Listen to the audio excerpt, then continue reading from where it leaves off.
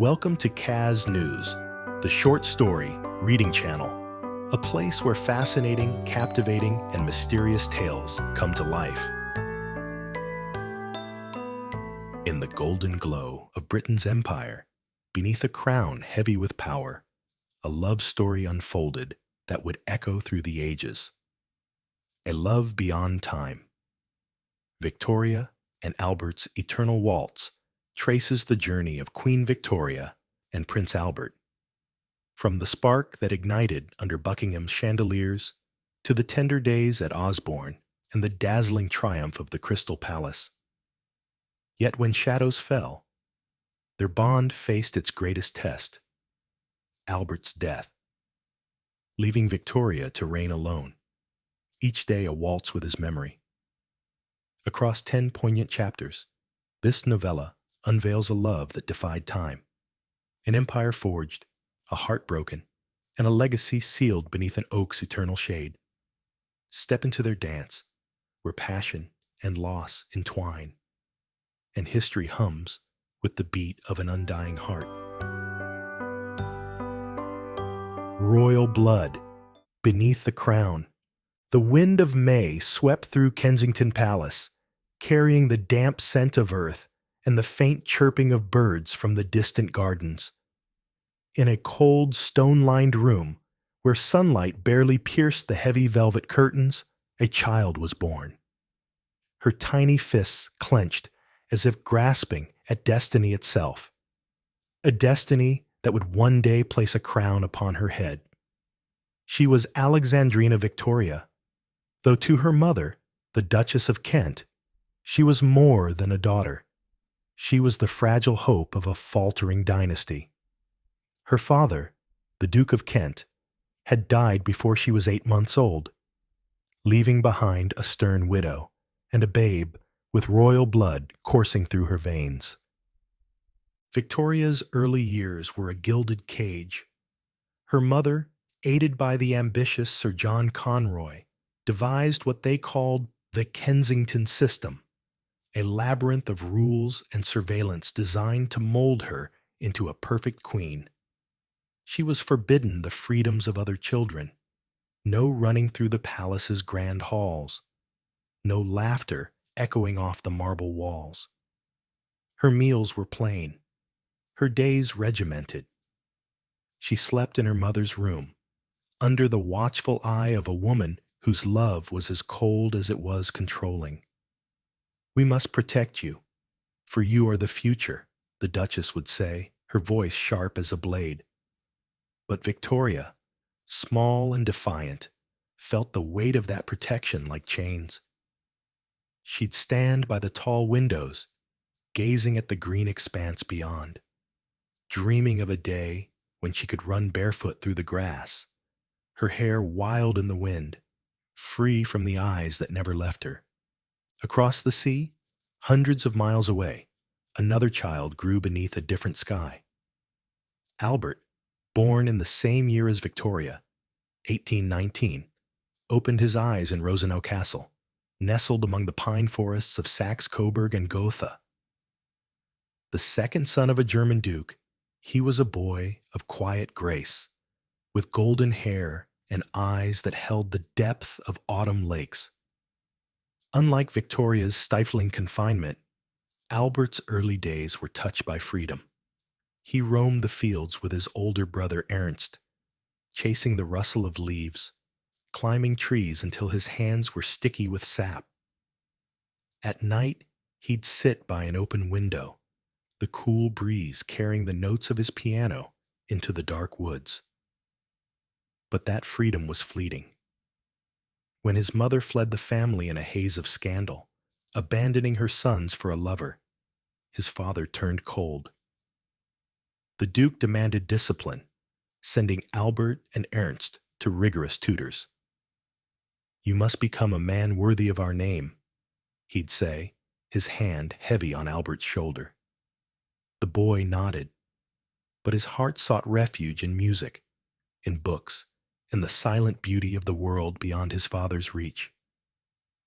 2 children, one trapped in a palace of power, The other, shaped by a forest of lost innocence, lived unaware of the red thread fate was weaving between them. Their worlds were oceans apart, yet something unspoken bound them. A whisper in the wind, a shadow in their dreams. One afternoon, when Victoria was 8, her mother brought her to a shadowed corner of Kensington Palace. There, an old woman waited, her face creased like ancient parchment, her eyes cloudy with time.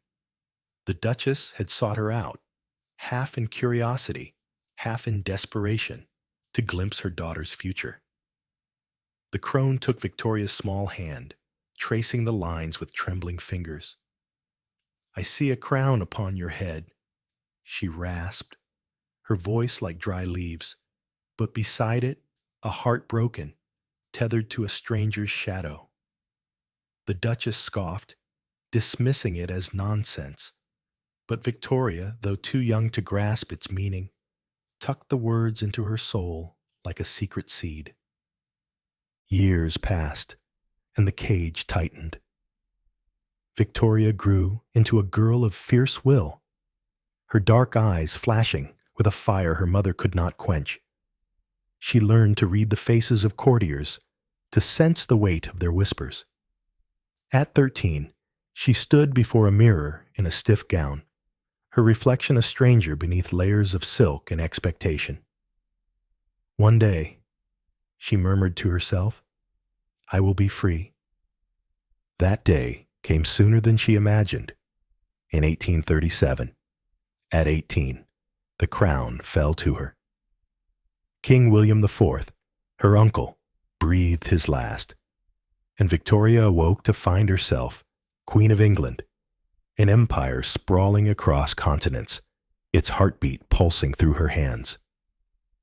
Yet, as she sat on the throne, the vastness of her realm only deepened her solitude. The crown was hers, but her heart remained an empty chamber, waiting. Meanwhile, Albert's life took a different turn. His father's ambitions grew, his eyes fixed on the English throne, not for himself, but for his sons. Albert was groomed with purpose, languages, history, science, all drilled into him with relentless precision. He excelled, his mind sharp as a blade, but his spirit yearned for more than duty. He'd walk the forests alone, sketching the shapes of leaves, losing himself in Beethoven's sonatas. At 16, he stood on a hill overlooking Rosenau, the wind tugging at his coat, and wondered what lay beyond the horizon. There must be more, he thought, a life beyond these walls. He didn't know that across the sea, a queen was dreaming of a companion, a soul to share her burden. Their first meeting came in 1836, a brief encounter orchestrated by family ties. Victoria, then 17, found Albert pleasant but distant, a boy of her own age, yet too serious, too foreign. He, in turn, saw a girl trapped in pomp and ceremony, her laughter stifled by protocol.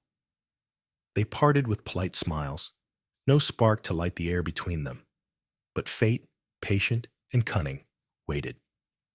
3 years later, in October 1839, Albert returned to England. The moment he stepped into Buckingham Palace, everything changed. Victoria stood at the top of the grand staircase, her heart a drumbeat in her chest. Below, Albert entered, his tall frame clad in a dark coat, his golden hair catching the flicker of candlelight. He looked up, and their eyes met, hers dark and searching, his clear and steady. Time slowed, the chatter of courtiers fading to a hum. She wrote that night in her journal, her pen trembling. Albert is beautiful. His eyes shine like stars. His presence fills the room with something I cannot name. For Albert, the sight of her stirred something deep. A queen, yes, but beneath the crown, a woman longing to be seen. 5 days later, she knelt before him, her voice soft but resolute.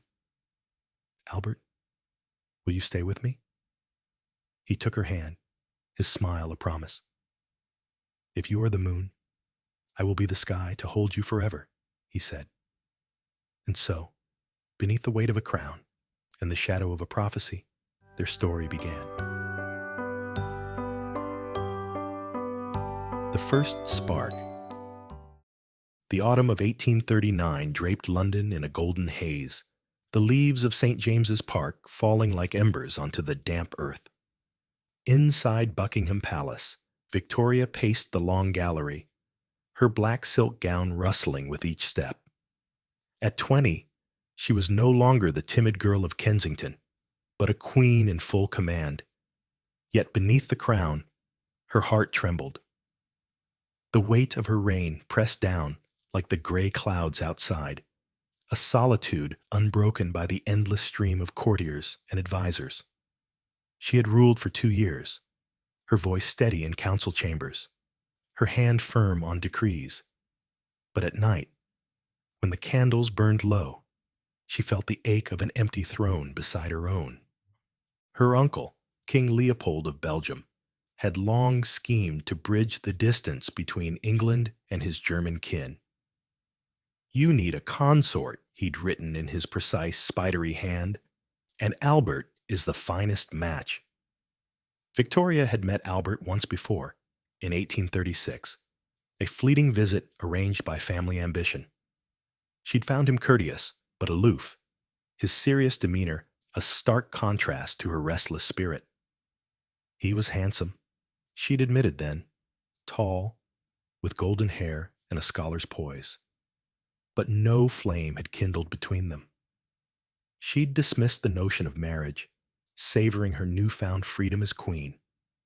Yet Leopold persisted, and now, 3 years later, Albert was returning. "Let him come," she'd said with a shrug, half expecting another dull encounter. She could not have been more wrong. On October 10th, the air in Buckingham Palace buzzed with anticipation. Victoria stood by a tall window, her fingers tracing the cold glass as she watched the courtyard below. A carriage rolled in, its wheels crunching over gravel, and out stepped Albert, his dark coat dusted with the journey's wear. He paused, glancing up at the palace's stone facade, and for a moment, the late afternoon sun caught his hair, turning it to molten gold. Victoria's breath hitched. He was different now, taller, broader, his boyish features sharpened into something striking. She turned away, cheeks flushing, and chided herself. He's just a cousin, a guest. But her pulse betrayed her. The formal reception came that evening, the grand hall ablaze with chandeliers casting a warm glow over velvet drapes and polished floors. Victoria entered in a gown of deep blue, sapphires glinting at her throat, her dark hair swept up beneath a diamond tiara. The room hushed as she took her place, but her eyes sought only one figure. Albert stood near the fireplace, clad in a tailored suit of midnight blue, his posture straight yet unassuming. He bowed as she approached, his voice low and steady. "Your Majesty, it is an honor to return." She smiled, a rare softness breaking through her regal mask. "Welcome, Albert. I hope England proves kinder this time." Their first conversation was tentative, a dance of polite words.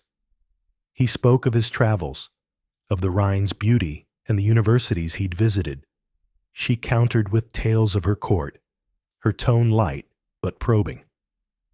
Yet beneath the surface, something stirred. His voice, rich with a faint German lilt, carried a quiet passion when he mentioned music. Beethoven, Mozart, the solace of a piano's keys. Victoria found herself leaning closer, drawn by the earnestness in his eyes. A blue, so clear it seemed to hold the sky itself. "Do you play?" she asked, her curiosity genuine. "Since I was a child," he replied, a faint smile tugging at his lips. "It's how I think, how I feel." She nodded, imagining those hands, long-fingered, steady, coaxing melodies from ivory. For the first time, she felt seen, not as a queen, but as a woman. The days that followed were a blur of stolen moments. Albert joined her for walks in the gardens, the crisp air sharp with the scent of fallen leaves. They spoke of everything and nothing, of art, of duty, of the stars that wheeled above Windsor at night. Victoria, so used to commanding, found herself listening, captivated by his intellect, his gentle humor. Once, as they paused by a fountain, he plucked a late-blooming rose and offered it to her. "For your Majesty," he said, his tone teasing yet warm. She took it, the thorns pricking her fingers, and laughed, a sound so rare it startled her own attendants. "Call me Victoria," she said softly, and his eyes widened, a spark igniting between them. By the fifth day, she could no longer deny it. She loved him.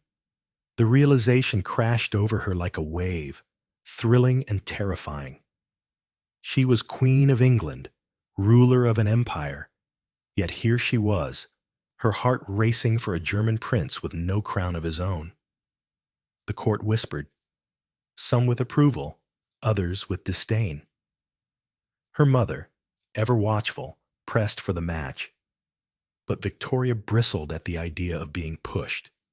"I will choose for myself," she snapped, her voice echoing through the drawing room.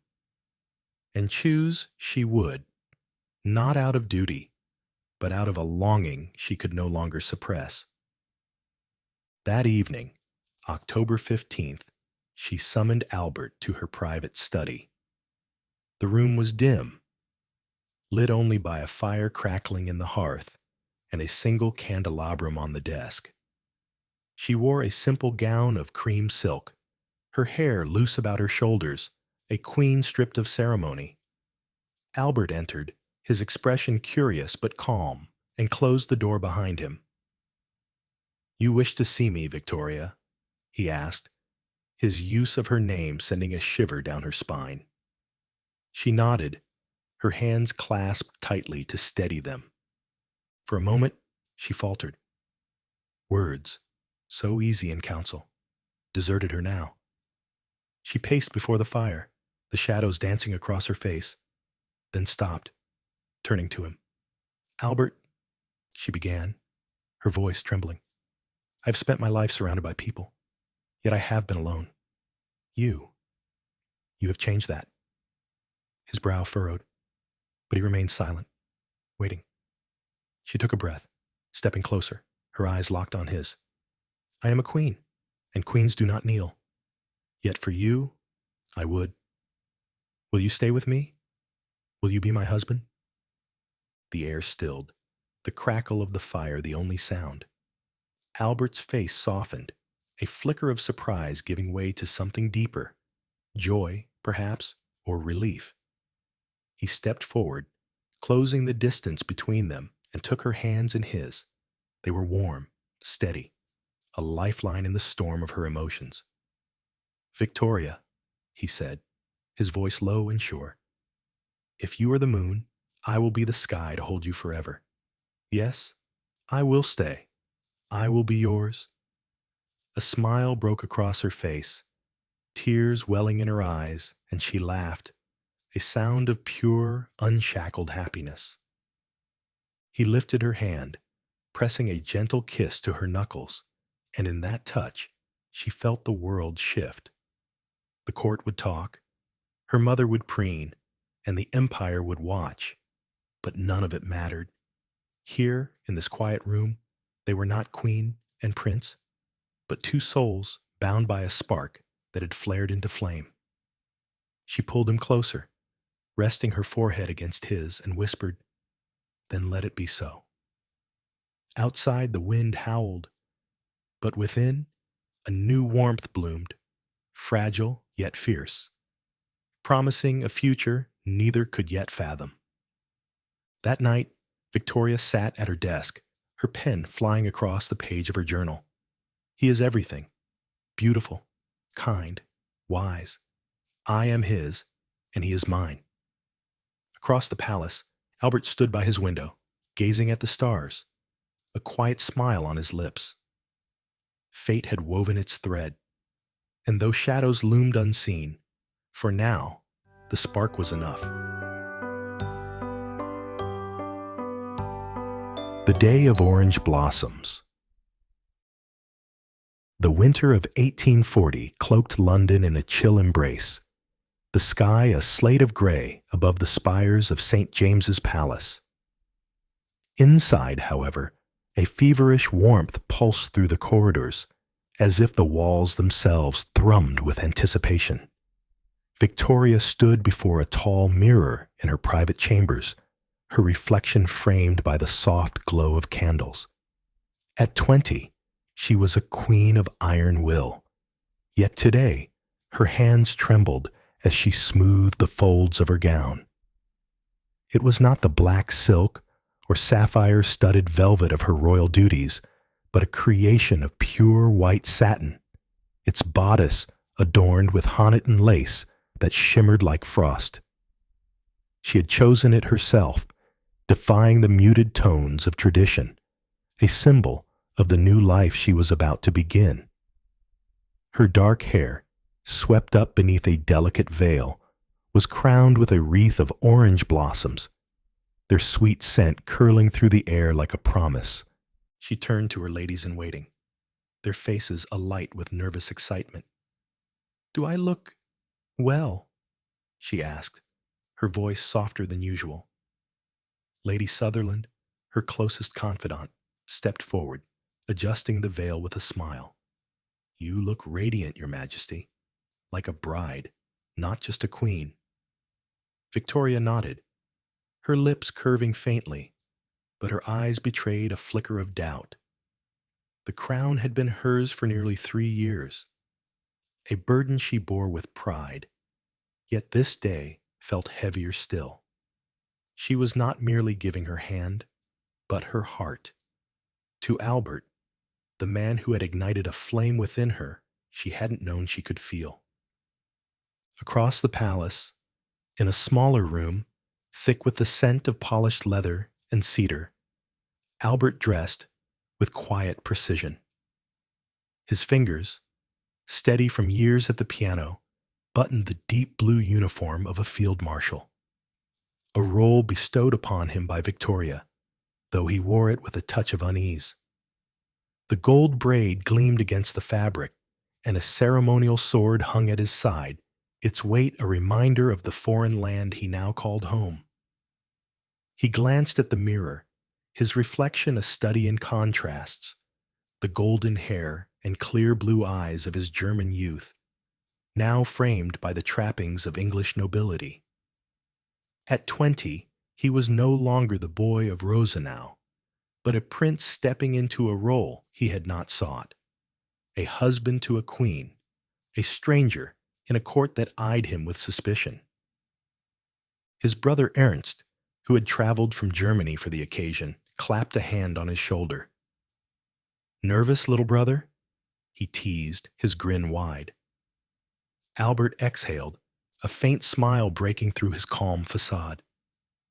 "Not of her," he said, his voice low. "Never of her.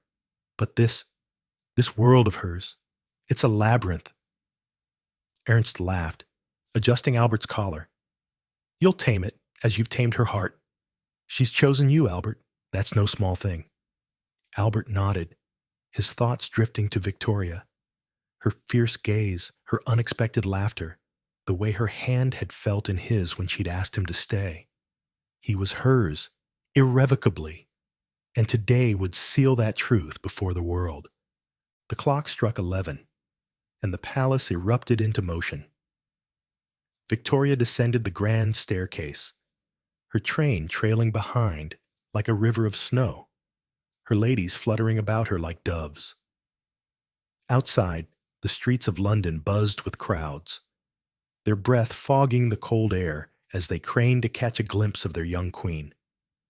Carriages clattered over cobblestones, and church bells pealed, their notes rising above the city's hum.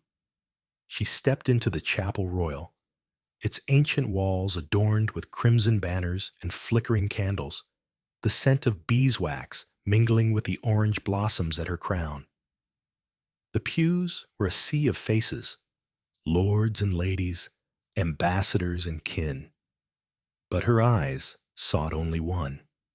Albert stood at the altar, his back straight, his hands clasped before him. As she approached, he turned, and their gazes locked. For a moment, the chapel faded.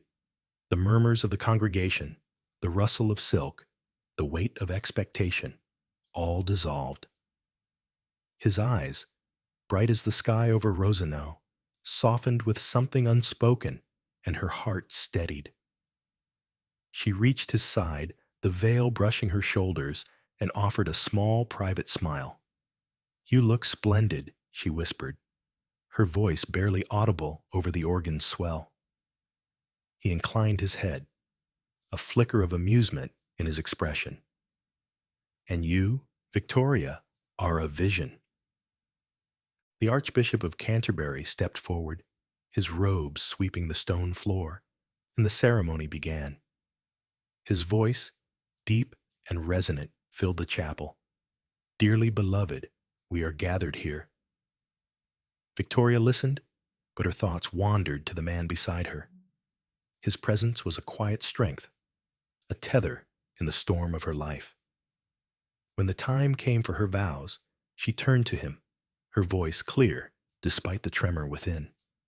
"I, Victoria, take thee, Albert, to my wedded husband, to have and to hold from this day forward, for better, for worse, for richer, for poorer, in sickness and in health, to love and to cherish, till death us do part." The words hung in the air, a vow not just of duty, but of a love she had chosen. Albert's turn came, and his accent, soft and deliberate, wove through the English words. "I, Albert, take thee, Victoria, to my wedded wife." His eyes never left hers, each syllable a promise carved in the space between them. When he finished, he slipped a simple gold ring onto her finger, its cool metal warming against her skin. The Archbishop pronounced them man and wife, and the chapel erupted in a chorus of "God save the Queen," the voices rising like a tide. Victoria felt Albert's hand tighten around hers, and she squeezed back, a silent pact sealed beneath the crown's shadow. They stepped out into the pale daylight, the crowd's cheers a roar that shook the earth. Victoria waved, her smile regal yet radiant, while Albert stood beside her, his expression composed but warm. The carriage bore them back to Buckingham, the horse's hooves clattering in rhythm with her racing heart. Inside the palace, a banquet awaited, tables laden with roast pheasant, crystal goblets of wine, and towering cakes dusted with sugar. But Victoria's thoughts were elsewhere. As the guests toasted their union, she stole glances at Albert, marveling at the man who was now hers.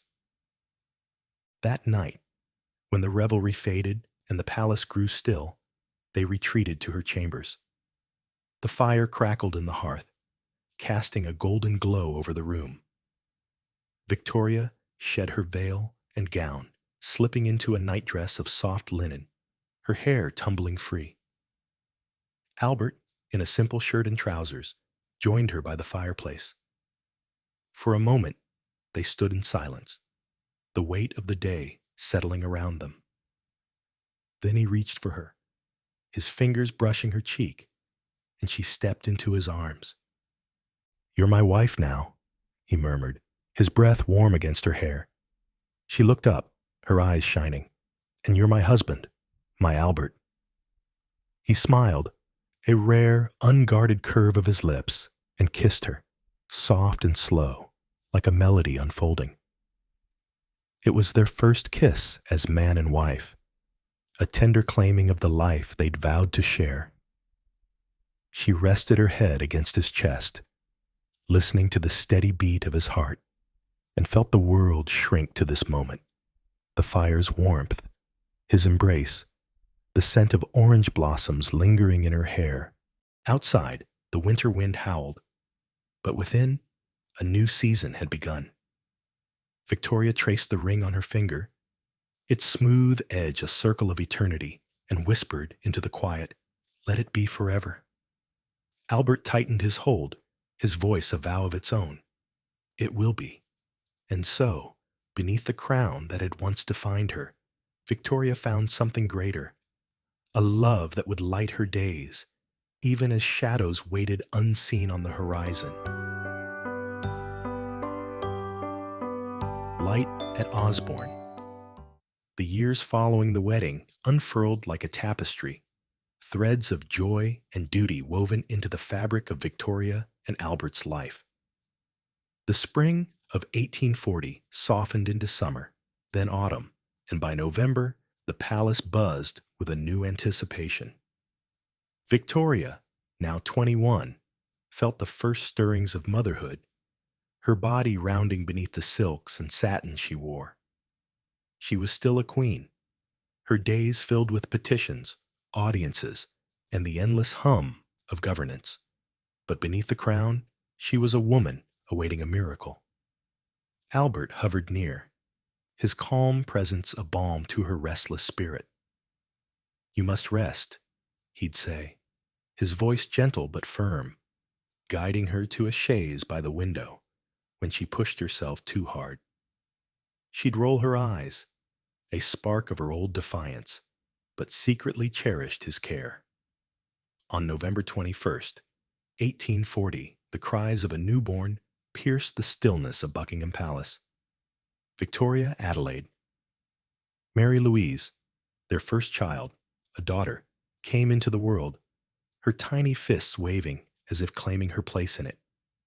Victoria lay back, exhausted yet triumphant, her dark hair damp against the pillows. Albert knelt beside her, his eyes bright with awe as he cradled the infant. "She's perfect," he whispered, his German accent softening the words. Victoria reached for his hand, her fingers trembling. "Our Vicky," she murmured, a name already dear to her heart. The room glowed with the soft light of a November dusk, and for a moment the weight of empire faded, leaving only the three of them, a family born beneath the crown. The years that followed were a cascade of new life. In 1841, a son arrived, Albert Edward, called Bertie, a boy with his father's golden hair and a wail that echoed through the halls. Then came Alice in 1843, Alfred in 1844, and more, until 9 children filled their world, each a thread binding Victoria and Albert closer. Buckingham Palace, grand and imposing, became a nursery of sorts, its marble corridors alive with the patter of small feet and the laughter of youth. Yet it was also a cage, its walls pressing in with the eyes of courtiers and the demands of state. Victoria chafed at the confinement, her temper flaring when ministers intruded on her precious hours with her brood. "Can they not leave me be?" she'd snap, pacing before the fire, while Albert, ever patient, soothed her with a touch or a quiet word. It was Albert who dreamed of escape. In 1845, he found it on the Isle of Wight, a sprawling estate called Osborne House, its white walls rising from green lawns like a beacon of peace. Victoria, at first skeptical, fell in love the moment she saw it.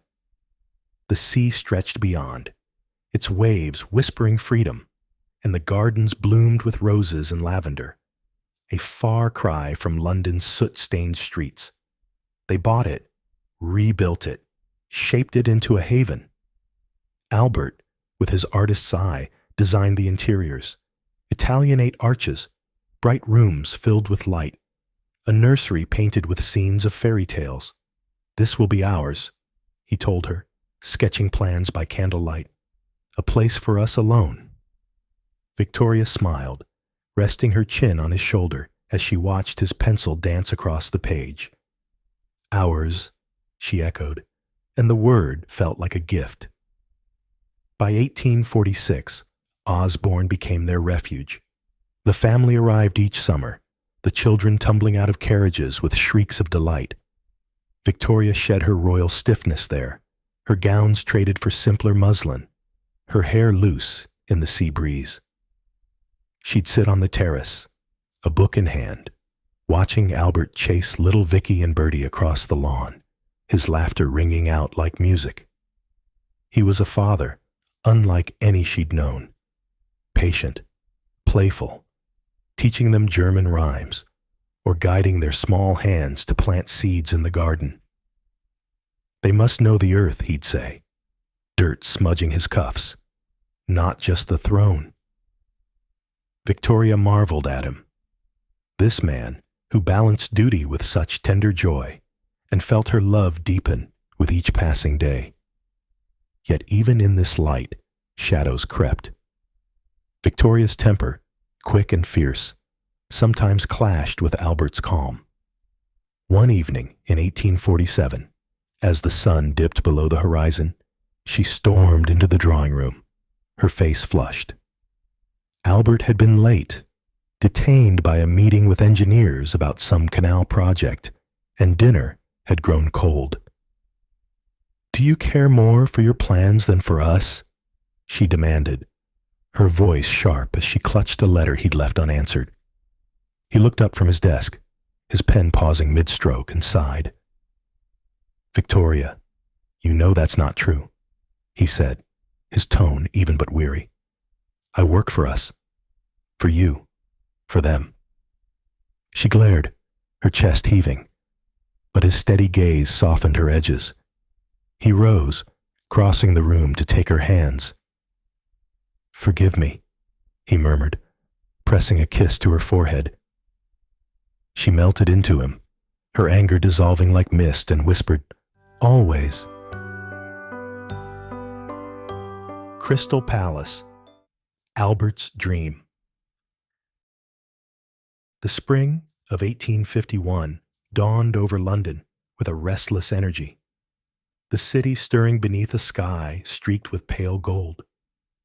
Within Buckingham Palace, Victoria moved through her morning with a quiet thrill, her dark eyes alight as she glanced at Albert across the breakfast table. At 31, she was a queen seasoned by a decade of rule, her hands steady on the reins of an empire. Yet today, she felt like a girl again, caught up in her husband's dream. Albert sat with a stack of papers before him, his golden hair catching the sunlight, his brow furrowed in concentration.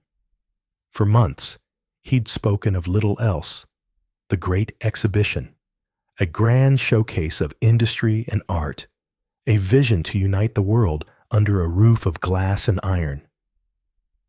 "It will be our legacy," he'd told her, his voice alive with a passion she adored, a mirror to England's greatness. The idea had been his, born in the quiet of Osborne's library years before. He'd sketched it first on scraps of paper, a vast structure, transparent as a jewel, to house the wonders of nations. Victoria had watched, captivated, as his pencil danced, his mind weaving a future she could scarcely imagine. But the path to this day had been fraught. The Royal Commission, tasked with its creation, had balked at the scale. Parliament grumbled over costs. The press mocked it as Albert's folly. Even the site, Hyde Park, drew ire, with lords fretting over ruined lawns and felled trees.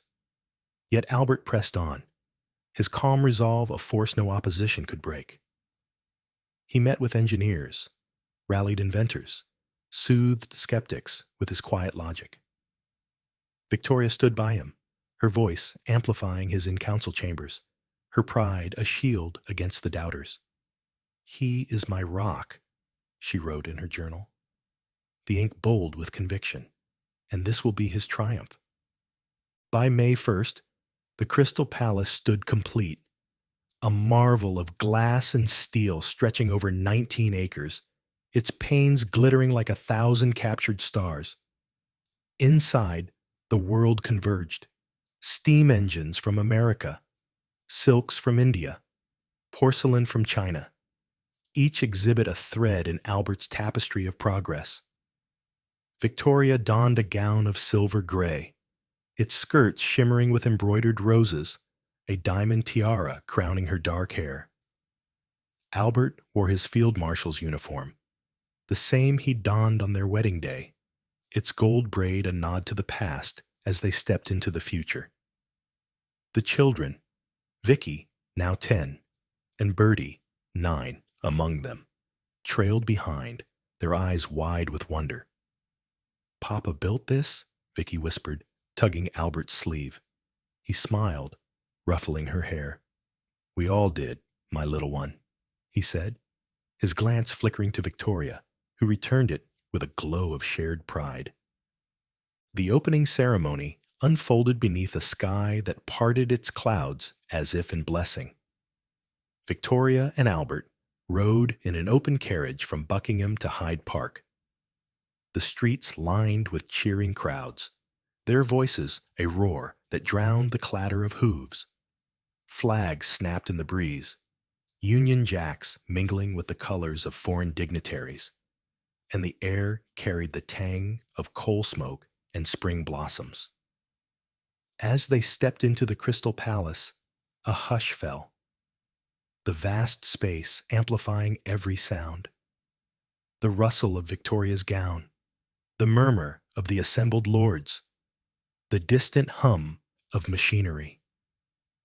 Above, the glass roof arched like a cathedral, sunlight streaming through to bathe the scene in a radiant glow. The Archbishop offered a prayer, his voice echoing off the walls, and then Victoria rose, her figure small yet commanding. "We are gathered to celebrate the ingenuity of man," she declared, her words clear and firm, "and the unity of nations, a vision brought to life by my beloved consort." The crowd erupted, applause thundering as Albert stepped forward, his face flushed with quiet triumph. He spoke briefly, his accent softening the edges of his gratitude, thanking the workers, the exhibitors, the Queen. Victoria watched him, her heart swelling. Here was her Albert, not just a prince, but a man who dared to dream beyond the throne. They toured the exhibits hand in hand, a royal couple amidst a sea of marvels. Vicky clung to Albert, asking endless questions. How a steam engine hissed, why a telescope gleamed, while Bertie darted ahead, his curiosity a restless flame. Victoria marveled at a jeweled dagger from Persia, its hilt glinting like fire, then paused before a grand piano, its ebony surface polished to a mirror's sheen. "Play for me," she teased Albert, her voice low. He laughed, a rare, unguarded sound, and sat, his fingers coaxing a fragment of Mozart from the keys. The notes rose, delicate and clear, a private moment amid the public spectacle, and she rested a hand on his shoulder, lost in the melody of their shared world. The day stretched into a golden afternoon, the Crystal Palace alive with voices, English, French, Russian, blending in a chorus of awe. Dignitaries toasted them, inventors knelt in thanks, and children pressed flowers into Victoria's hands. By evening, as the sun dipped low, casting long shadows through the glass, Victoria felt a surge of joy so fierce it bordered on ache. "You've done it," she whispered to Albert, their carriage rolling back to Buckingham through streets still alive with celebration. He turned to her, his blue eyes steady. "We've done it," he corrected, his hand finding hers.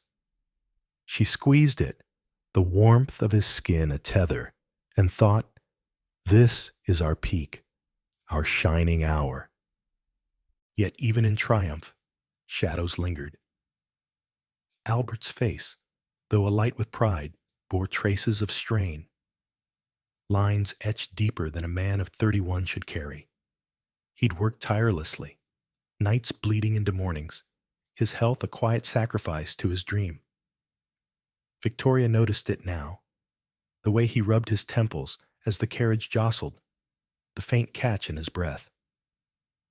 "You're tired," she said, her tone shifting to concern. He waved it off, a faint smile on his lips. "A small price," he replied, "for this." She frowned, unconvinced, but let it pass, unwilling to dim the day's brilliance. That night, the palace glowed with a ball in their honor, chandeliers casting 1,000 sparks over swirling gowns and clinking glasses. Victoria danced with Albert, her silver skirts brushing his boots, their steps a rhythm honed by years together. The music swelled, a waltz, bright and bold, and for a moment they were alone in the crowd, her hand in his arm steady at her waist. "We've built something eternal," she said, her voice soft beneath the violins. He nodded, his gaze locking with hers. "Not just the palace," he murmured, "but us." She smiled, resting her head against his chest as they turned, the world a blur beyond their embrace. Later, in the quiet of their chambers, they stood by the window, the city's lights a constellation below. Victoria leaned into him, her fingers tracing the braid on his sleeve. "Promise me you'll rest now," she said, her voice a plea. He kissed her forehead, his breath warm against her skin. "For you, I will try," he vowed, though his eyes still burned with the fire of his ambitions. She clung to that promise, the memory of the Crystal Palace's glow wrapping them in its light, a beacon of their unity. It was their triumph, their dream made real, a monument to a love that had grown from a spark into a flame that lit the world. But the flame, though bright, flickered at its edges. Victoria felt it, a whisper of unease she couldn't name, buried beneath the day's glory. For now, she pushed it aside, holding Albert close as the night deepened, trusting in the strength of their bond. The Crystal Palace stood as proof, glass and iron, fragile yet enduring, like the life they'd built together. And in that moment, beneath the crown, they shone as one, unaware of how soon the shadows would lengthen. Silent shadows. The years after the Crystal Palace shimmered like a dream half remembered, their brilliance fading into the grind of daily life. By 1855, Victoria and Albert had settled into a rhythm, rulers of an empire, parents to 9, partners in a love that had weathered storms. At 36, Victoria bore the marks of her reign. Faint lines creased her brow, her dark eyes sharper with the weight of decisions. Albert, too, had changed, his golden hair thinning at the temples, his frame leaner than the robust youth she'd married. Yet his mind remained a beacon, guiding her through the labyrinth of politics and progress. Together, they'd turned the exhibition's success into a legacy. Schools funded, railways expanded, the arts flourishing under their patronage. But beneath the surface, shadows crept, silent and unnoticed, like cracks in glass. It began with small signs, easily dismissed. Albert's mornings grew slower, his steps heavier as he rose from their bed at Windsor.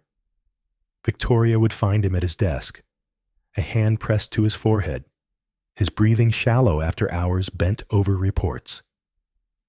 "You work too much," she'd chide, her voice a mix of affection and exasperation, her hand resting on his shoulder. He'd smile, faint and fleeting, and murmur, "There's much to do, my love." She'd frown, sensing a weariness he wouldn't name, but his assurances lulled her. Albert, her rock, could not falter. She trusted his strength, blind to the toll it exacted. The world beyond their walls offered no respite. Europe simmered with unrest, the Crimean War dragging on, its casualties staining Victoria's reign with blood. Albert threw himself into strategy, poring over maps with generals, drafting letters to soothe allies. His days stretched into nights, candlelight hollowing his cheeks as he wrote by the flicker. Victoria, too, bore the strain, her temper flaring when ministers bickered or news from the front grew grim. "Can they not see reason?" she'd snap, pacing the crimson drawing room, while Albert sat, his pen scratching, his silence a steadying force. Yet she noticed how his hand trembled now, how his eyes lingered on the fire as if seeking warmth he couldn't find. Their children, growing fast, added both joy and burden. Vicky, at 15, blossomed into a beauty, with her father's intellect, her engagement to the Prussian prince a triumph Albert orchestrated with pride. Bertie, 14 and rebellious, clashed with Victoria's strictness, his defiance a mirror to her own youth. "He's a trial," she'd lament to Albert, her voice tight after another row. "He'll find his path," Albert would reply, his patience a balm, though his voice carried a faint rasp she hadn't heard before. The younger ones, Alice, Alfred, Helena, brought lighter moments, their laughter a fleeting escape, but even these were tinged with Albert's quiet fatigue. He'd play with them at Osborne, tossing a ball or sketching their faces, yet he'd pause mid-game, a hand to his side, his breath catching. By 1859, the signs grew harder to ignore. One chill December morning at Windsor, Victoria woke to find Albert still abed, his face pale against the pillows. "I'm only tired," he insisted, forcing a smile as she hovered, her heart tightening. She summoned Dr. Clark, a gruff Scotsman whose frown deepened as he pressed a stethoscope to Albert's chest. "Overwork, Your Majesty," he said, his tone clipped. He must rest, truly rest. Victoria nodded, her hands clasped, but Albert waved it off. "A few days, and I'll be well," he promised, rising with a grimace she pretended not to see. She clung to his words, unwilling to face the shadow creeping closer. Their duties pulled them apart, a rift born of necessity. Victoria's days brimmed with audiences, ambassadors, petitioners, endless papers to sign, while Albert buried himself in reforms, his desk a fortress of ink and ambition. Their evenings, once sacred, dwindled to stolen glances across crowded rooms. One night, after a state dinner, she found him slumped in an armchair, a glass of untouched wine in hand. "Albert," she said, kneeling beside him, her voice sharp with worry, "you're killing yourself with this." His eyes, dulled by exhaustion, met hers. "I do it for us," he said, his hand brushing her cheek. "For England." She gripped his fingers, her throat tight. "I need you, not England," she whispered. But he only smiled, a ghost of his old warmth, and the words hung unanswered.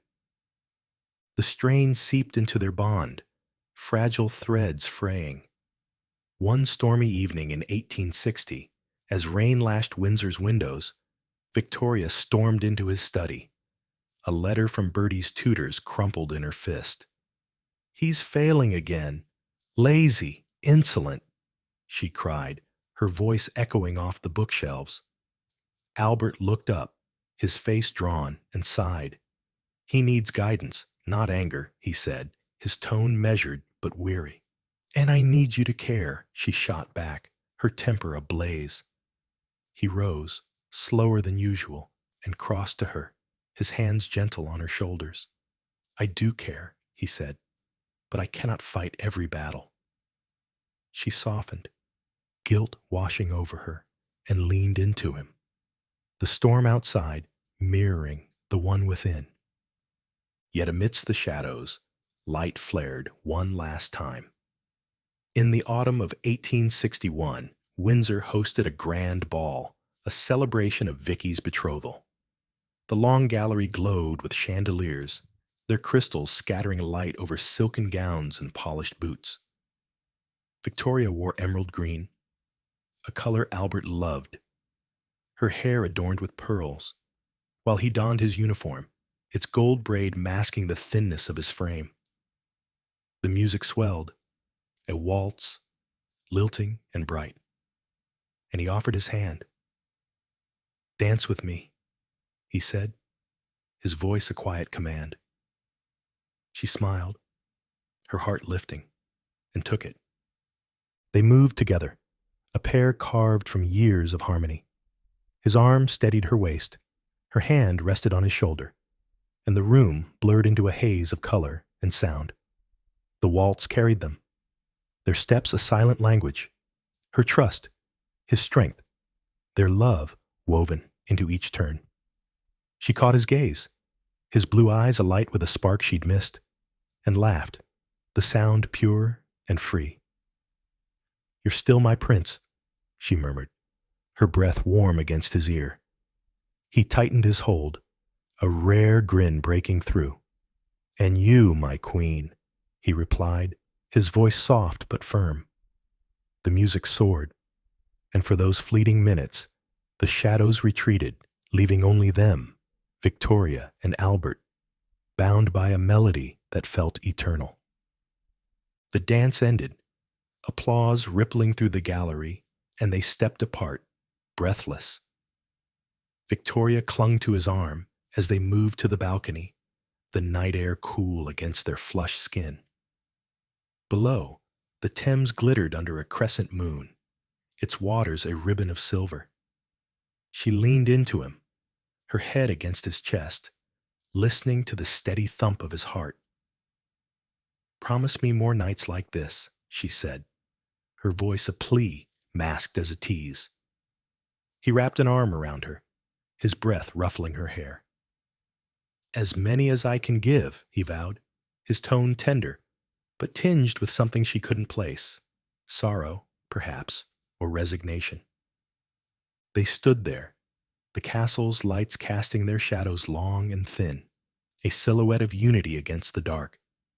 Victoria felt a chill, not from the air, but from a whisper of dread she couldn't shake.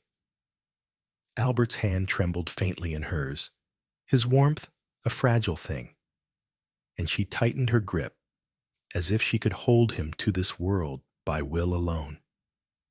The ball's music faded, the night deepened, and the silent shadows stretched closer, their edges sharpening with a truth she refused to see.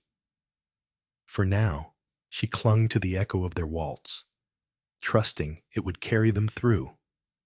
But the darkness waited, patient and unrelenting, just beyond the light. A dream shattered. Winter descended upon Windsor Castle in December 1861 with a merciless bite, the air thick with frost, the sky a shroud of unrelenting gray. Inside, the warmth of the fires did little to dispel the chill that had settled into Victoria's bones. At 42, she was a queen, tempered by decades of rule, her dark hair streaked with silver, her hands steady through wars and triumphs. Yet now, as she paced the blue room, her heart raced with a fear she couldn't name. Albert lay in the bed before her, his once vibrant frame reduced to a shadow beneath the heavy quilts. His golden hair clung damply to his forehead, his blue eyes dulled by a fever that had gripped him for weeks. It's nothing, he'd insisted at first, his voice a rasp, a cold from the damp. But the days stretched on, and the lie withered under the weight of truth. It had begun in November, a malaise that crept in after their waltz at the ball, a memory now distant, its light fading like a candle snuffed too soon. Albert had returned from a trip to Cambridge, inspecting Bertie's progress, soaked by rain and worn by the boy's defiance. "He'll learn," he'd told Victoria, his breath short as he sank into a chair, "but he tests me."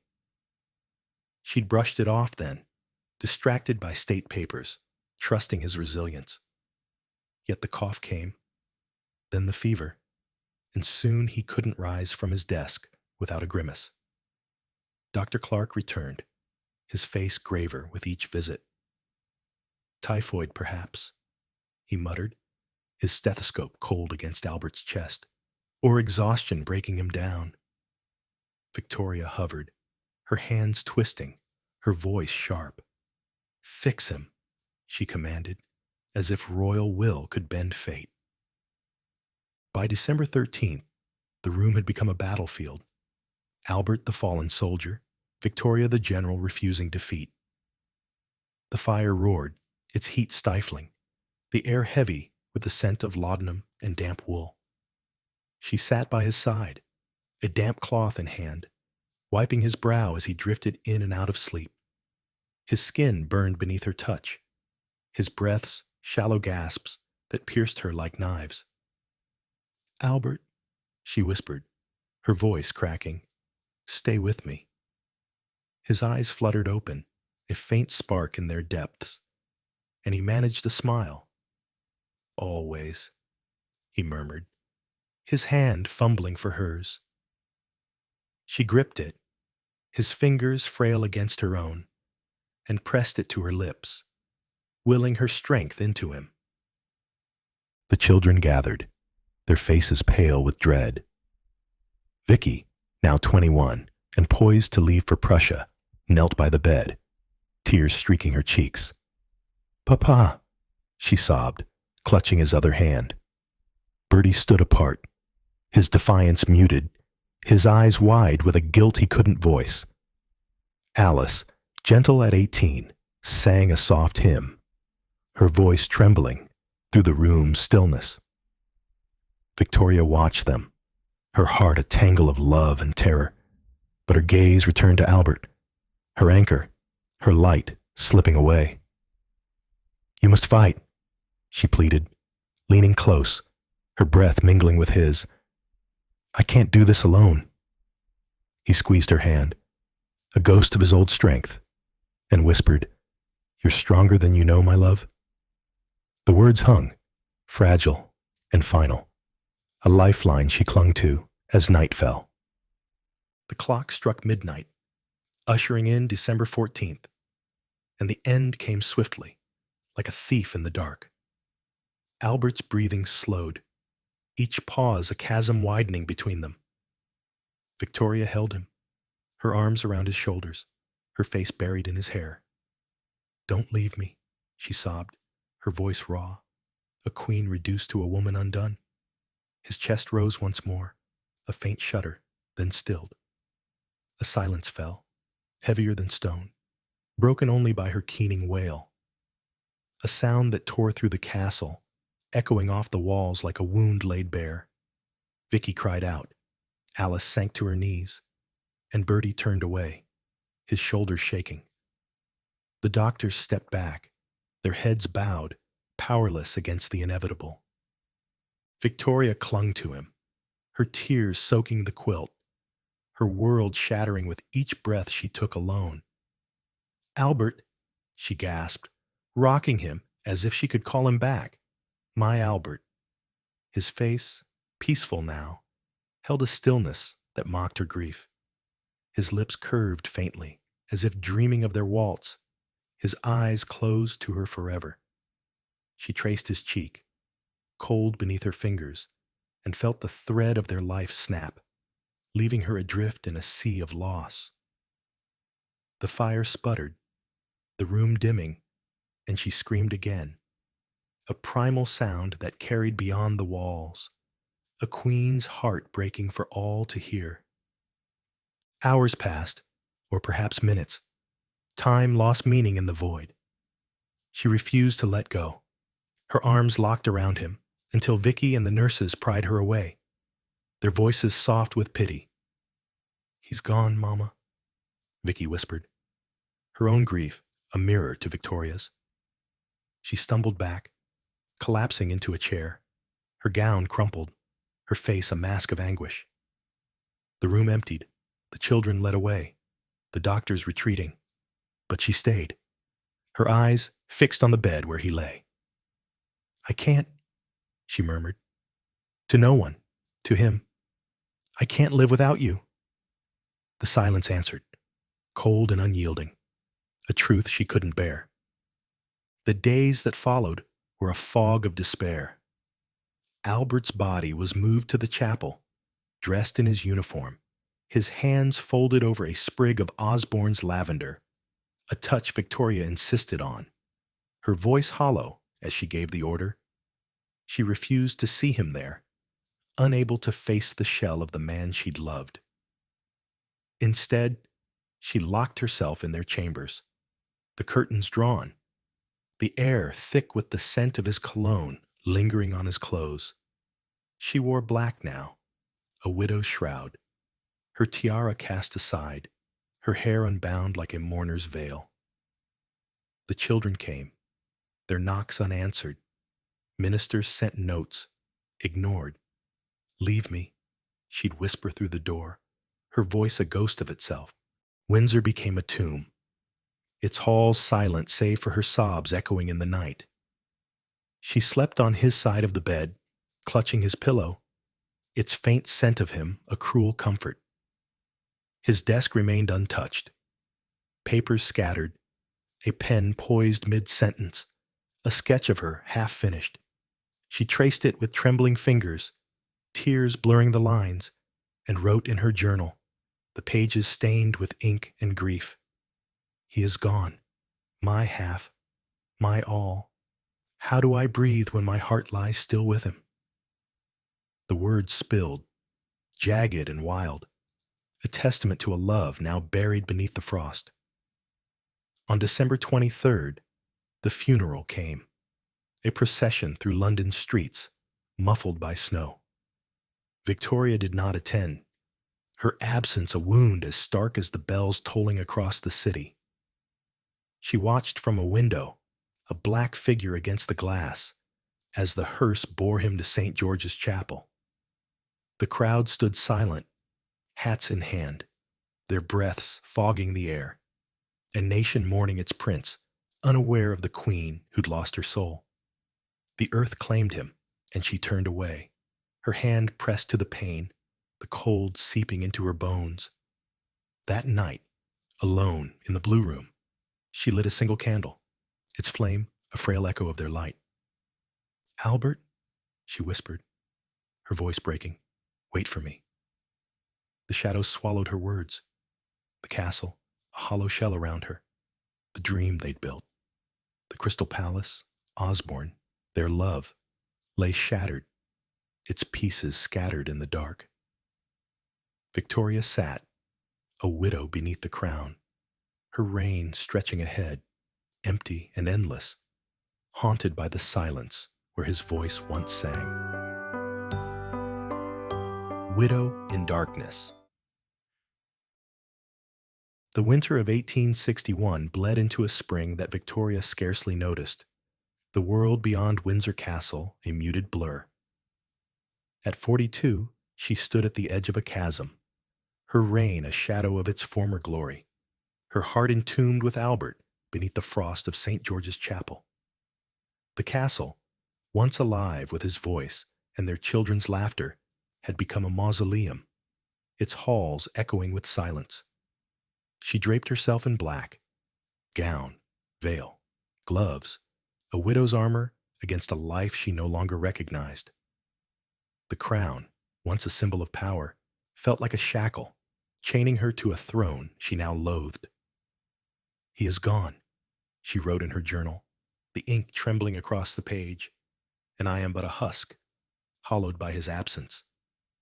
She withdrew from the world, a queen in exile within her own walls. The Blue Room, where Albert had breathed his last, became her sanctuary and her prison. She ordered it preserved, his bed unmade, the quilt still bearing the imprint of his form, his dressing gown draped over a chair as if he might return.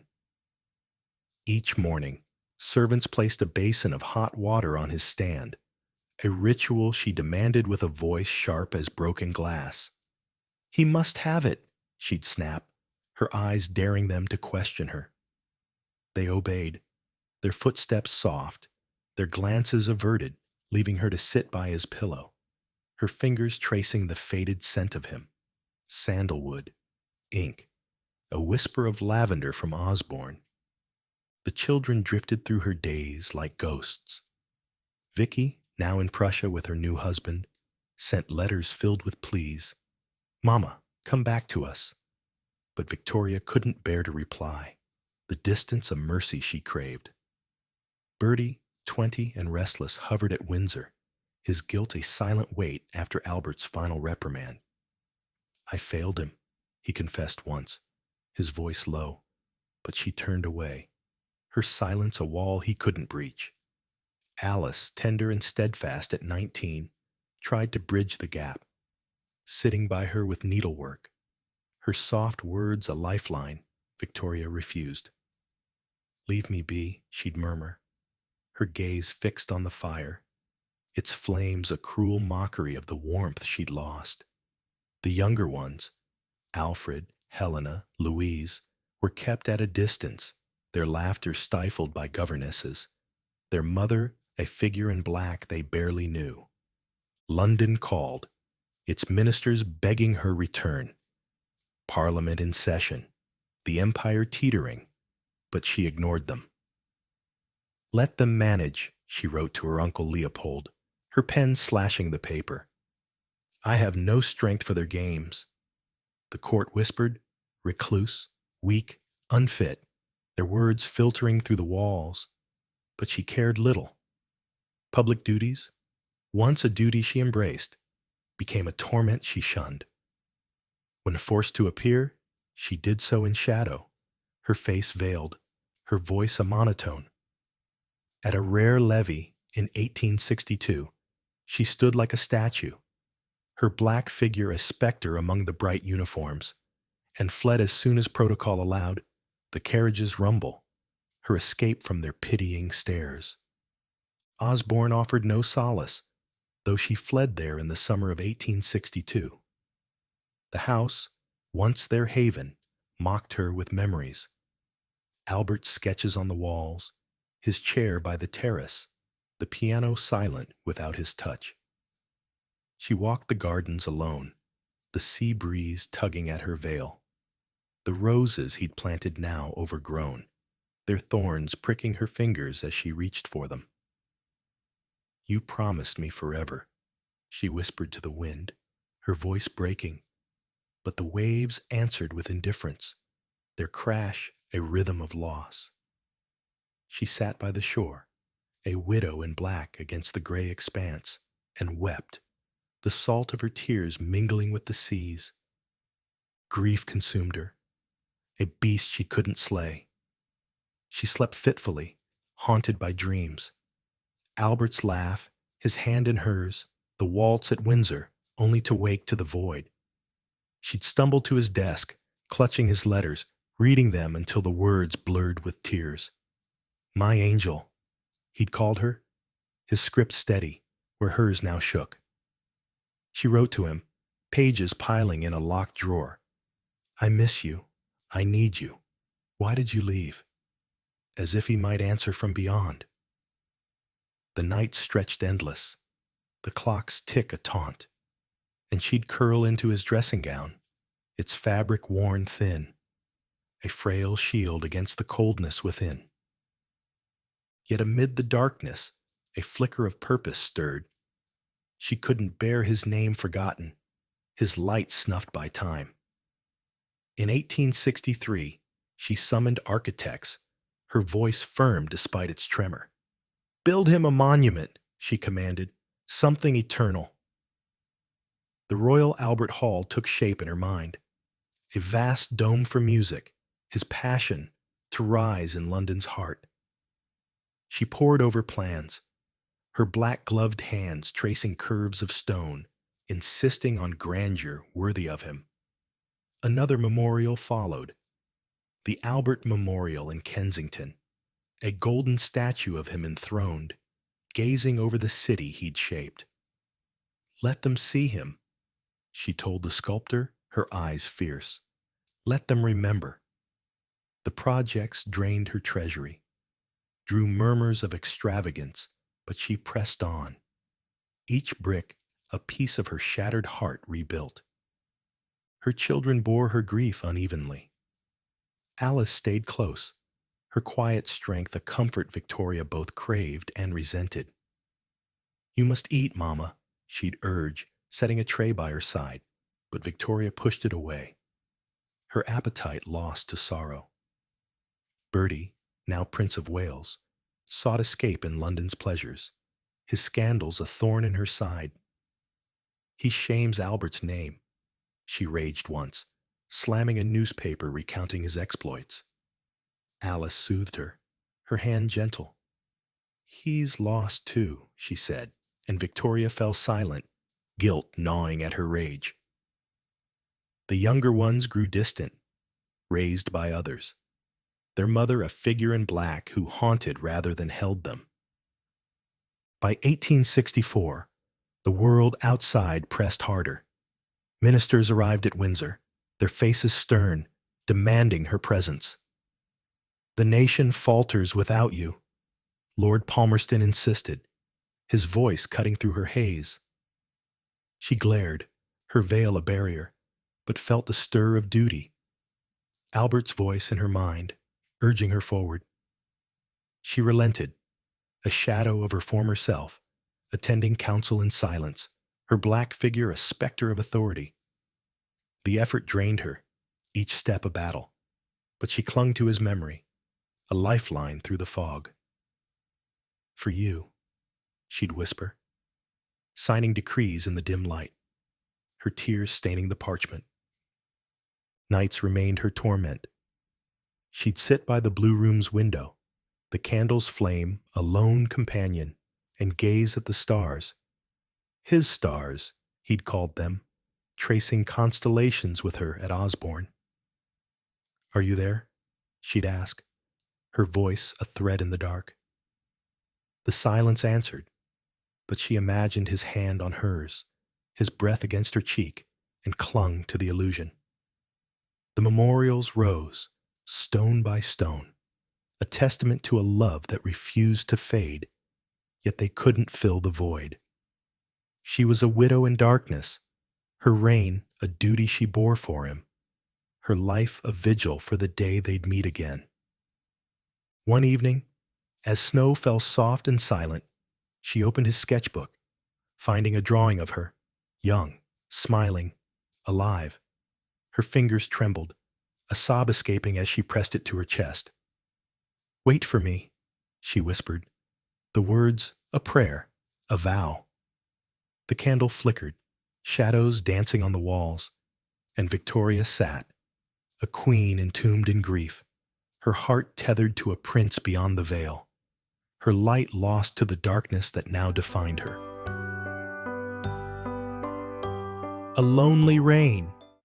The years stretched on, a relentless march through a landscape Victoria barely recognized.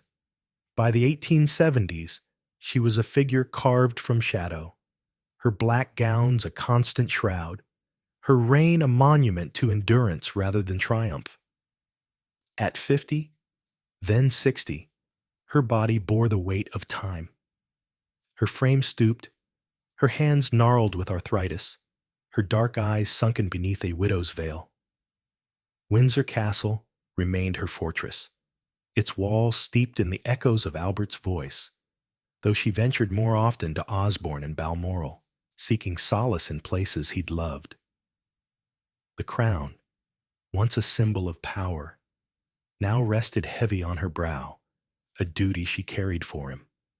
her every decree a whisper to his memory. Grief had become her companion, a silent presence that shaped her days. She rose each morning to the same ritual, dressing in black, her maids silent as they fastened her gown, then sitting by Albert's preserved room, her fingers brushing his chair, his pen, his faded scent. The Royal Albert Hall had opened in 1871, its dome a crown of stone and glass, its echoes filled with music he'd adored. She'd attended its dedication, a veiled specter among the crowd, her voice breaking as she named it for him. The Albert Memorial followed, unveiled in 1876, his golden statue gazing over Kensington. Eternal, untouchable, a prince she could no longer reach. "They see you now," she'd murmured, her hand pressed to the carriage window, "as I always did." The monument stood, testaments to a love that refused to fade, yet they offered no comfort, only a hollow pride in a world without him. Her reign, though lonely, grew vast. The empire swelled. India crowned her empress in 1876, its jewels a glittering burden she accepted with a nod. She ruled from the shadows, her presence felt through letters and proxies, her court a machine that hummed without her daily touch. Ministers like Disraeli and Gladstone came and went, their voices a distant drone. Disraeli, with his charm, coaxed her from seclusion, his flattery a balm to her wounded spirit. "You are England's heart," he'd say, bowing low, and she'd offer a faint smile, a flicker of the queen she'd been.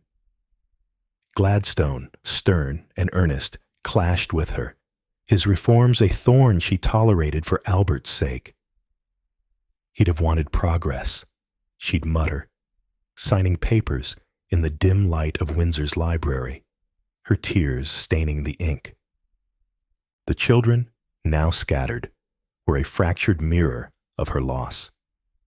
Vicky, Empress of Germany by 1888, wrote of her own struggles, her letters a lifeline Victoria read through misty eyes. "I miss him too," Vicky confessed, and Victoria clutched the pages, a rare thread to her eldest. Bertie, Prince of Wales, lived a life of excess, gambling, women, scandals that filled the papers. "He shames us," she'd rage, slamming a fist on her desk, yet beneath her fury lay guilt. She'd failed him, as Albert never would have. Alice died in 1878, diphtheria stealing her at 35, and Victoria crumpled, her sobs echoing through Balmoral. "Another piece of him gone," she wrote, her journal a litany of loss.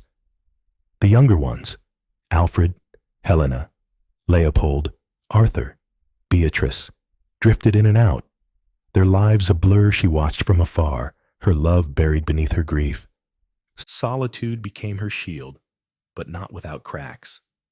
In the 1860s, John Brown emerged, a rugged Scotsman, a gillie from Balmoral, his blunt honesty a jolt to her numbness. He'd been Albert's man, his loyalty a bridge to the past, and Victoria clung to him, a tether in her storm. "You must eat, ma'am," he'd growl, setting a tray before her, his burr cutting through her haze. She'd glare, then relent, his presence a rough comfort. Rumors swirled. Mrs. Brown, the papers sneered, but she dismissed them, her heart too broken for scandal. "He reminds me of Albert's strength," she told Beatrice, her youngest, who nodded, her quiet loyalty a balm. Brown's death in 1883 rent her anew, another loss in a life defined by them. And she retreated further, her world shrinking to the rooms where Albert lingered. Yet amidst the darkness, dreams haunted her, vivid, cruel, beautiful. She'd see him at Osborne, his golden hair catching the sun, his hand outstretched. "Come dance," he'd say, and they'd waltz, the sea breeze their music. until she woke, her pillow damp, her cry swallowed by the night. "Are you there?" she'd whisper to the stars, her voice a thread in the silence, and imagine his answer. "I wait, my love." The vision sustained her, a fragile lifeline, and she'd sit by his memorials, her fingers tracing his name, her lips moving in silent prayer. "Not yet," she'd murmur, "but soon."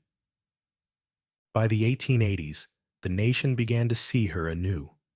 Her golden jubilee in 1887 drew her from the shadows, a reluctant queen in black amid a sea of flags and cheers. London blazed with light, carriages rolling through streets alive with song. "God Save the Queen" ringing out as she passed. She sat in an open landau, her face veiled, her hands clasped, the weight of 50 years pressing down. "They honor you too," she whispered to Albert's ghost, her eyes on the crowd, their faces a blur of devotion. The celebration drained her, but a spark flickered. Pride, perhaps, or duty reborn. She returned to Windsor, the echo of their voices lingering, a faint call to endure. Her reign stretched into the 1890s, a lonely vigil marked by milestones. The Diamond Jubilee in 1897 crowned her 60 years, a record etched in history. She was 78, frail and half-blind, her body a shell. Yet she rode through London once more, her black figure a symbol of resilience. The Empire hailed her, Canada, Australia, Africa, India, its reach a testament to the world she and Albert had dreamed of. "We did this," she murmured, her voice a rasp, her hand clutching a locket with his hair.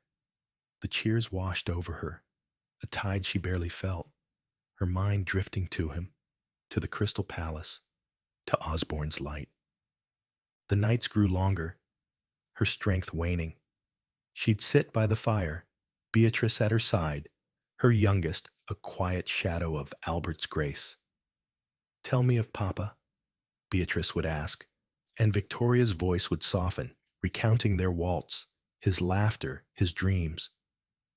The stories were her legacy, a thread to pass on, and she'd smile, faint and fleeting, her eyes distant. "He was my all," she'd say, and Beatrice would nod, her hand warm in hers, a bond unbroken by time. In the twilight of her reign, she ruled through memory, her every act a tribute. The empire thrived, its gears turning without her daily touch, yet her presence loomed. A queen who'd lost her heart but kept her throne. She'd stand by the window, the stars her only company, and whisper his name, a ritual of love and longing. "I've kept our promise," she'd say, her breath fogging the glass, "but I tire." The darkness pressed close. Her lonely reign, a testament to a love that had shaped her, broken her, and sustained her through decades of silence. One winter night, as snow fell soft and slow, she opened his last letter, its edges worn from years of touch. "My angel," it read, "you are my light." She pressed it to her lips, a tear falling, and felt the end near. "Soon," she whispered, her voice a thread. "Soon." The fire dimmed, the castle hushed, and Victoria sat, a queen alone, her reign a bridge to him, her heart counting the days until the shadows parted. Beneath the Oak. The winter of 1901 crept over Osborne House like a quiet tide, its chill seeping through the white walls and into Victoria's bones. At 81, she was a relic of a bygone age, her body frail, her sight dimmed to shadows, her voice a whisper carried on labored breaths. The empire she'd ruled for 63 years stretched vast and glittering. India's jewels, Africa's gold, Canada's forests, all hers. yet meaningless now. She lay in her bed, the same room where she and Albert had once laughed over sketches and dreams. The sea beyond the window, a murmur of eternity. Her black widow's weeds had long faded to gray, her hands clutching a locket with his hair, its gold worn smooth by decades of touch. Soon, she murmured, her lips barely moving, a vow to the air, to him. The end had come slowly, a fading light she'd felt since the Diamond Jubilee. Her health faltered, rheumatism twisting her joints, strokes stealing her strength, but she'd clung to life, a queen bound by duty, even as her heart yearned for release. By January, the decline sharpened.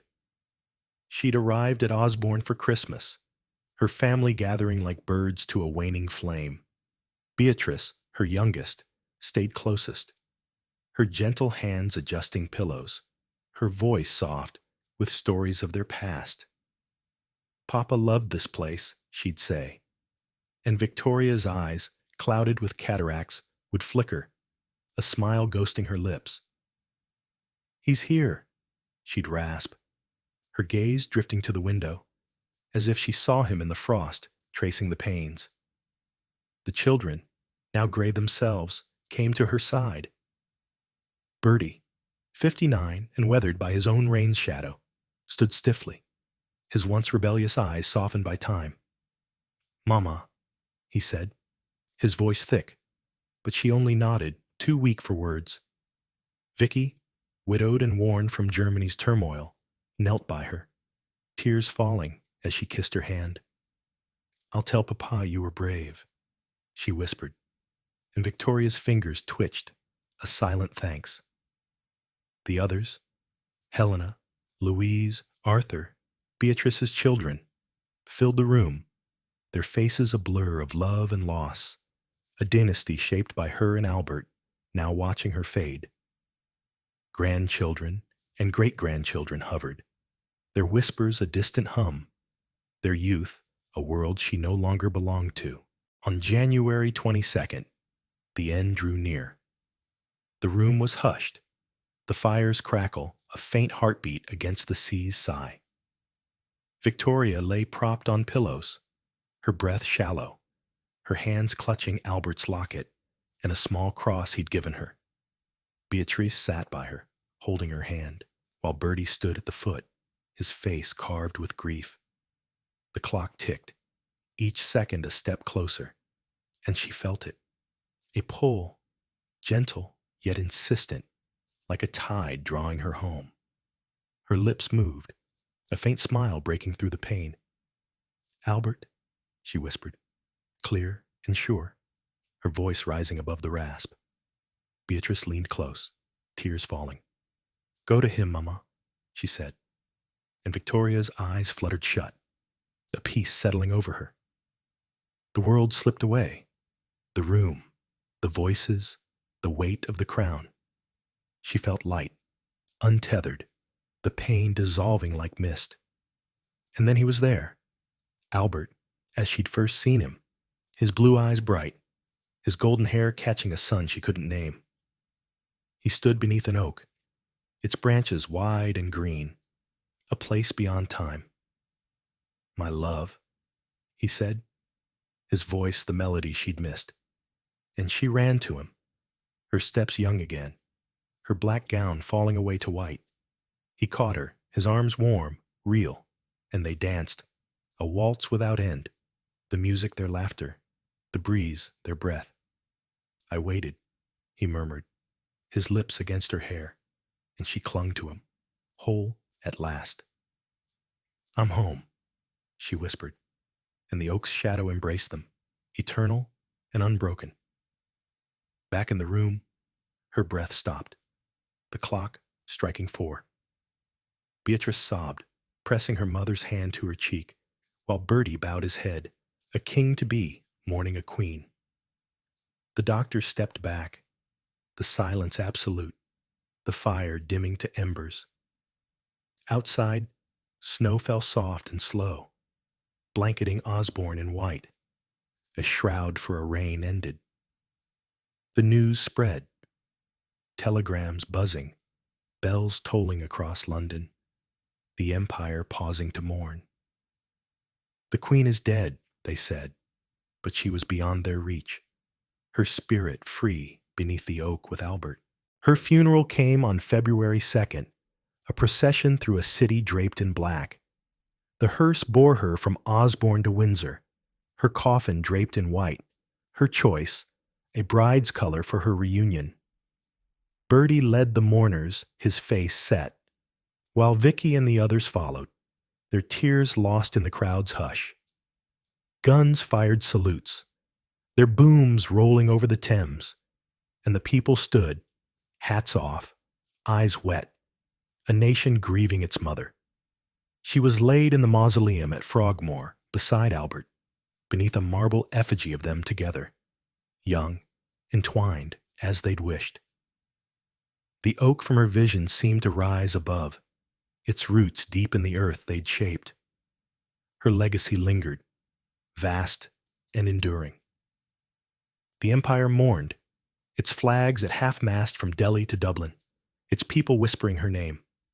Victoria, the widow, the queen. The age she'd defined, steam and steel, art and ambition, bore Albert's mark as much as hers, their dreams woven into its fabric. The Crystal Palace's echo, the Royal Albert Hall's song, Osborne's quiet beauty, all stood as testaments, monuments to a love that had defied time. Bertie took the throne as Edward VII, his reign a bridge to a new century, but he carried her shadow, her lessons, her loss. In the years that followed, the world changed. Wars flared, empires shifted, but their story endured, a whisper in history's pages. At Frogmore, the mausoleum stood silent, ivy creeping over its stones, the oak nearby swaying in the wind. Visitors came, leaving flowers, their voices hushed with awe. They loved so deeply, they'd say, tracing the marble, and the air seemed to hum with it. A love that had built an era, broken a heart, and found its rest beneath the crown.